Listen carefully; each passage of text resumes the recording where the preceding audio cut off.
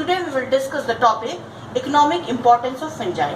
Now this topic economic importance of fungi can be studied under two heads. One is useful aspects of fungi and the other one is harmful aspects of fungi. So first we will deal with the useful aspects of the fungi. The fungi can be used as food.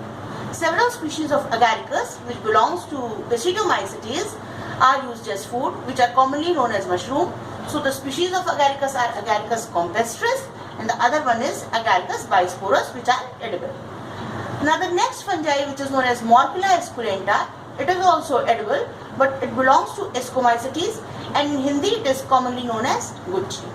Now the second useful aspect is that the several species of fungi, they are used in the processing of food.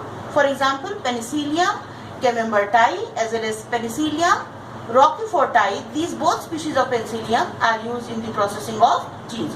So during the cheese making, these two species of Penicillium are used.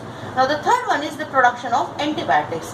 One species of Penicillium, that is Penicillium notatum, and the other one is Penicillium chrysogenum. So these two species, that is Penicillium notatum and Penicillium chrysogenum, they are used in the production of antibiotic that is known as penicillin. And we know that penicillin is the first antibiotic which was extracted by Penicillium. And the next point is that manufacturing of beer and wine. Saccharomyces cerevisiae, which is also known as yeast, and Saccharomyces cerevisiae is a member of Ascomycetes, and the characteristic feature of Saccharomyces cerevisiae is that it is unicellular. So this unicellular fungi, which belongs to Ascomycetes, commonly known as yeast, is also used during the manufacturing of beer and wine. The use of yeast is also used in the bakery, in making of cakes and other things. That's why the Saccharomyces cerevisiae is also known as baker's yeast. Now the next point is that the fungi are also used in the preparation of medicine.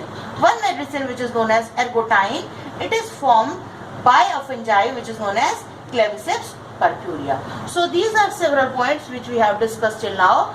These belongs to the useful aspects of the fungi.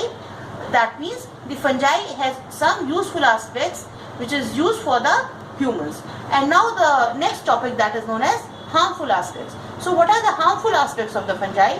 So the first point is that the fungi, it acts as the causal organism of plant disease.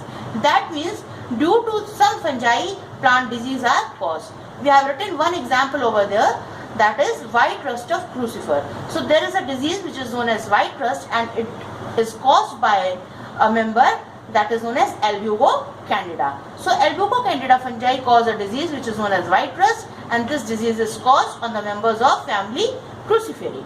Now the second point is that several fungi, they causes the decay of the timber or decay of the wood. So some species of Polyporus, which are also the member of Basidiomycotina, they cause the decay of the timber. The third point is destruction of paper. Several species of Chaetomium, Chaetomium, Chaetomium, it is responsible for the destruction of the paper. So it is a threat for the paper industry. Now the next point which we have written over here is the fungi act as dermatophytes. There are several fungal species which causes the diseases of man, and especially they causes the skin diseases in man. That's why the fungi which are responsible for skin diseases are known as dermatophytes.